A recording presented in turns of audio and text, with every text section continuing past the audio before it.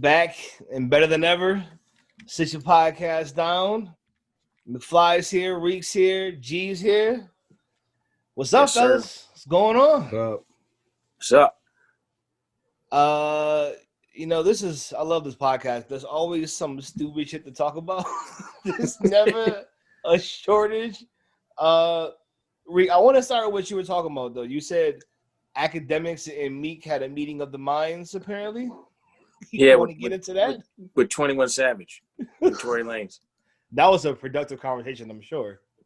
Yeah, it was interesting. Akademiks, was trying to defend his stance, and Meek Mill was basically talking about how Akademiks only promotes basically negative things for the culture. So I think it all started with him saying, I guess it was some rapper from Philly that had been dissing Meek. And Akademiks never promoted this rapper until he started dissing Meek. So he was just saying, this is the stuff you promote. This is what you built your career off of.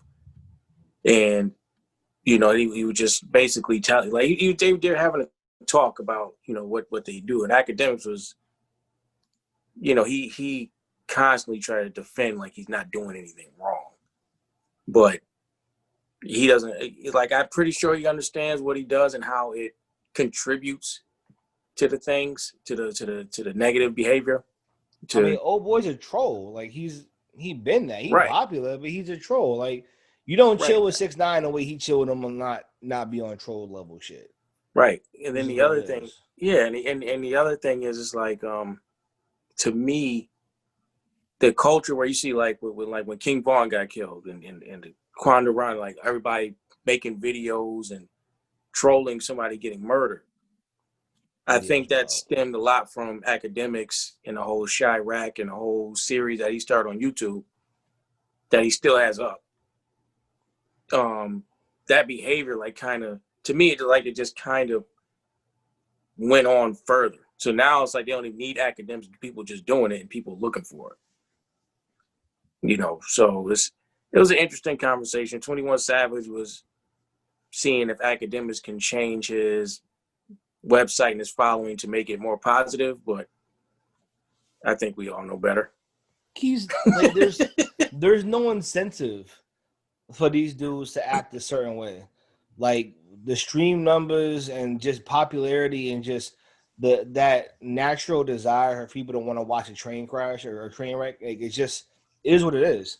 He ain't gonna change. He gonna get worse. He'll have to get canceled. He'll have to do something that's just so outlandish. People gonna be like, you know what? All right, we gotta stop fucking with your boy. It's gonna be that. It won't be him stopping himself. It's just not gonna happen. Why would he? He made a whole career for this shit. Right. And then the other thing that was interesting to me is that the same energy they have for Akademiks is I feel like they should have for Vlad. Because I don't see much difference in either of them in the way neither one of them morally have any morals. So it's they'll put anybody on, they'll ask them because I know Vlad was getting a lot of heat this week too because of the whole Casanova thing.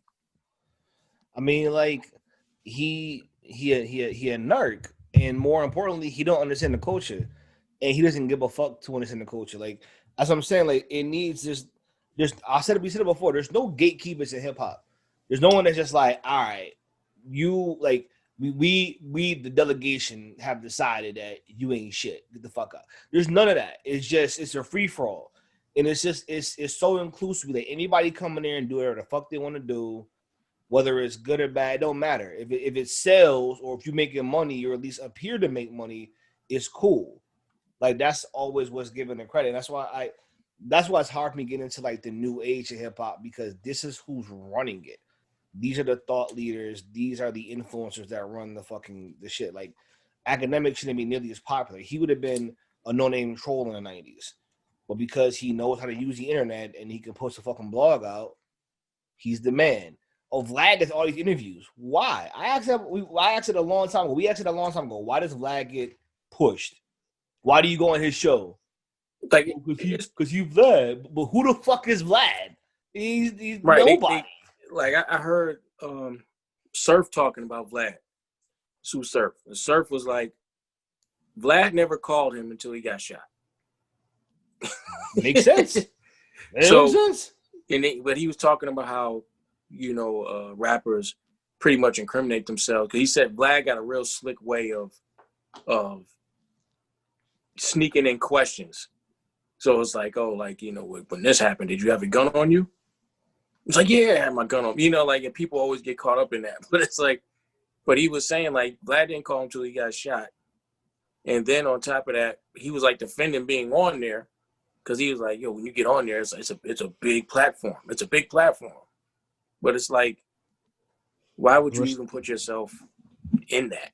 We're stuck on this, like, we need validation from other people, specifically white people. And it's like, well, Vlad has this platform. Well, we got other platforms. You just don't go on them. You just don't give them no shine. I mean, when BET is no longer black owned, we got other stuff though. You're right. You got Revolt. It's grassroots. It's smaller. It's not. I mean, you could just go on. You could just post on your own shit. You could literally go make your own website and break your own news. Like, you talking about like how you know how this shit works. Can you go make a website in 5 minutes? I don't need to know. I don't need to know how to code to make a website. No, you don't. That's the funny thing. You could just be like, oh, forget copping on IG Live or Facebook Live or Snapchat. I'm just gonna make a website. I'm gonna break my own shit. I don't have to go nowhere for nobody. But it's like, will people watch? I mean, what they say? If you build it, they will come. Yeah, they're not. You're giving people way too much credit. They're not even thinking about how I can make my life better by doing this or sharing this information. No, they're not at all. They're just thinking about the 15 minutes, or maybe they're already famous. They're thinking about how this is gonna make them pop more. Yeah, I mean, it's like it's other outlets besides Vlad that are getting just as many views. Like, I mean, Lord Jamar got a podcast. People started going, like, Lord Jamar could guess that Vlad can't get. Mm-hmm. You know what I mean? Yeah. Fat Joe on his IG is like huge. Yep. Yeah. I mean, and because he gets everybody. So it's like, I don't understand. DJ Khaled just signed with Amazon Music, and he's getting like major guests that said they would never come on the podcast. Right. So it's the whole idea of like, I need Vlad, but or something like or Akademiks to promote me. It's like, I don't get that. People don't want to admit it, man. They want positivity. But they don't. They want destruction. They want entertainment. Destruction. Right. They do. And it's funny, like, that's one thing Meek was talking to Akademiks about. He told Akademiks, like, look, I don't need you. He's like, I don't understand, like, why everybody else think they need, like, I don't need you. I don't need you to promote me. Yeah, and he was saying, like, I don't understand why other people don't realize that they don't need you either. The fact of the matter is, though, what is weird, because Akademiks represents an untapped market. He represents like nerd gamers that are on Twitch that people don't know how to get access to, so they feel like they need them when it's not that hard to get them. But it's just it's in the air as if like, these are nerds, these are weirdos, I don't associate with them. But like, Akademiks is the link. You know what I mean? Right. Yeah. He is the link. Because he don't even do it. He just plays 2K. Yeah. I don't even, but Twitch culture. Twitch culture is just different. Like, you step in a Twitch chat room is different from a YouTube comment section. Yeah, I've seen his Twitch chat room. It's different. It's a different language, man. Like, I just happen to be into that stuff, so I see it, but it's a new language. Like, it's a completely different world. People are using terms, and it's like, you don't even know what they're talking about. But he's the link, it's like it's a room full of guys who never had a girlfriend. Well, damn. I mean, it's a counterculture. So like, what's traditionally cool is not cool there. So it's like, you gotta have somebody that understands that. And I think most people in hip hop don't understand like how to not be cool. It's like, here's the strategy to be cool. I can't dip into the gamer because that shit isn't cool. I think that's why people like Megan have an appeal, because Megan talked about anime. Who the fuck talking about anime in hip hop? That's nerd shit. You talking about no anime? You ever hear nobody talking about no? Yo, if Jay-Z was like, "Yo, Dragon Ball Z is tough," you like, "What the fuck is this?" Like that's how you would. That's how he would be perceived amongst those that don't be with that shit. They'd be like, "Nah, I ain't with that." So I think it's a I don't know. scare. They're scared to be unique. I think in hip hop too much. The problem is though, like the problem is associating Twitch saying that they don't want cool shit that's the problem, because there are people like me and y'all, we would watch Twitch if somebody cool did it. You know what I mean?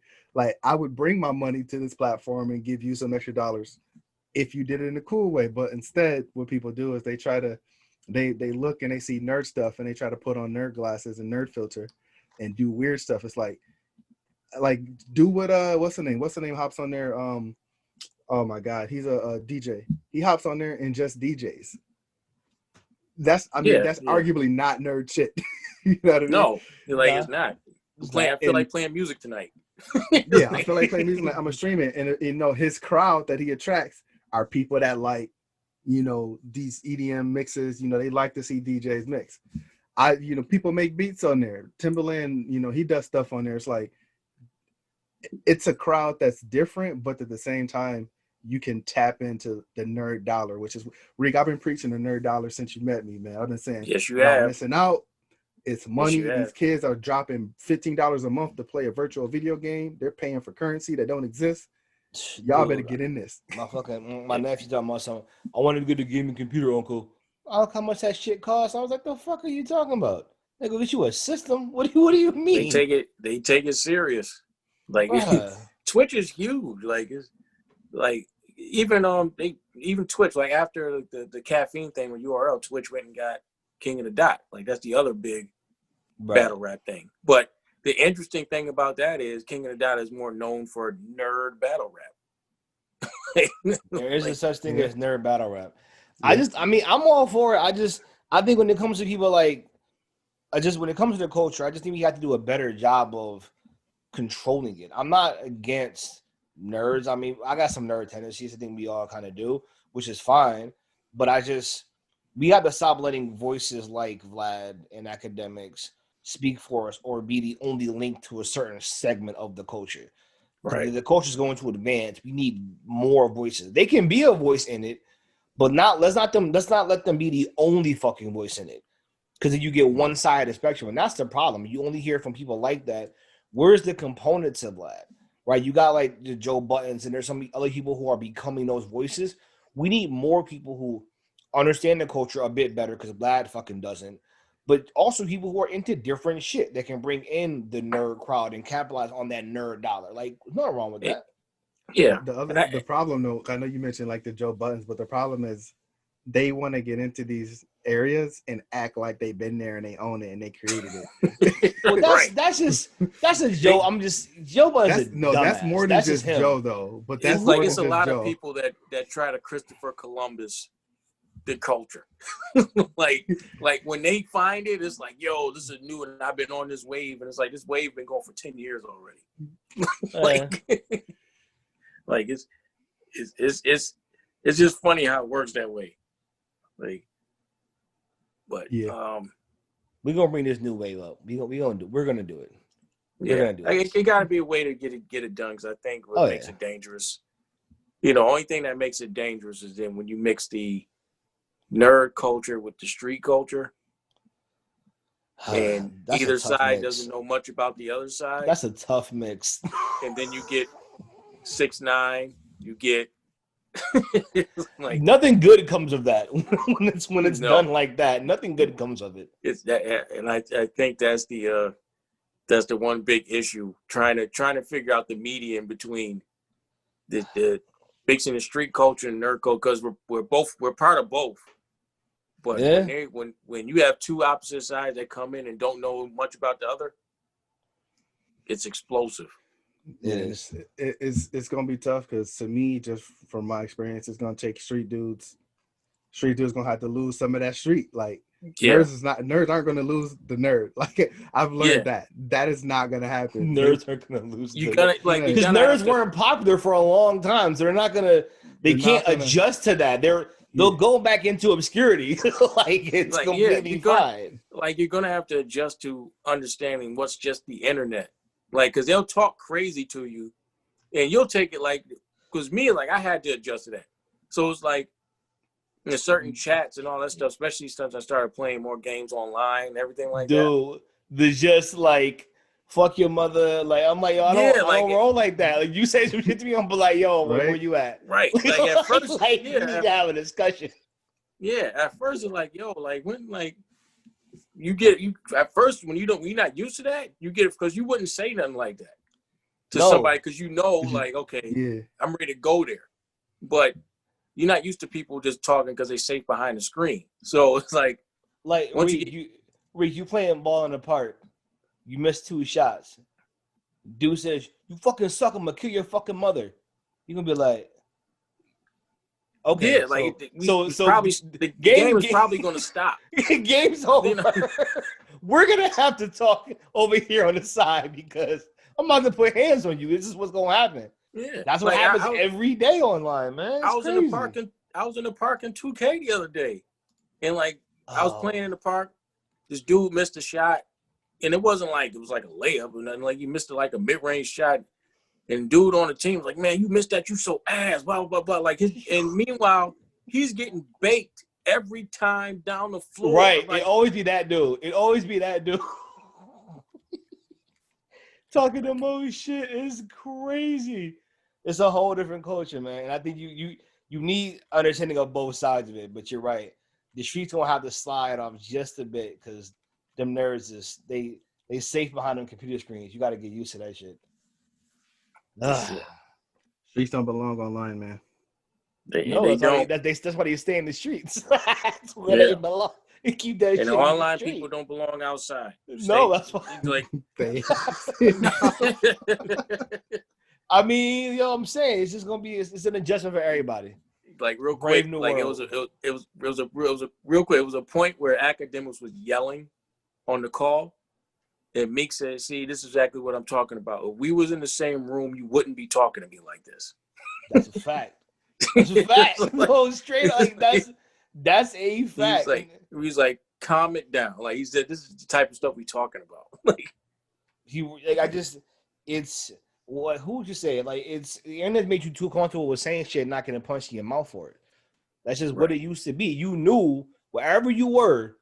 I mean, we grew up in Buffalo, whatever. Like people think it's sweet until you come there and you're like, oh shit. Nah, it's not sweet. Like I know plenty of people from the city be like, yo, Buffalo, I'm like Canada and shit, right? You roll around that bitch, you be like, yo, y'all on something. Yeah. So you just know when you say the wrong thing out your mouth, shit can go sideways real quick. Online it's just like I'm going curse at everybody, damn your family to hell, and just log off or boost you from the party or do some other. It don't matter. There's no consequences for it. And these same dudes, when they go outside, they don't know how to act, or they don't go outside because they know, nah, outside's scary. So I think there needs to be an understanding on both sides. If you're going to capitalize on that market, both have to kind of come to the table. And I think it's good he tried to talk to Cuz because he's definitely a guy that when you see him out, you think that, man, Academics, Charlemagne, probably top 2 on the list of guys that will like get punched in the mouth on a regular basis if they walked out by themselves. They say way too much foul shit about people that if the right person caught them, they gonna put hands on them.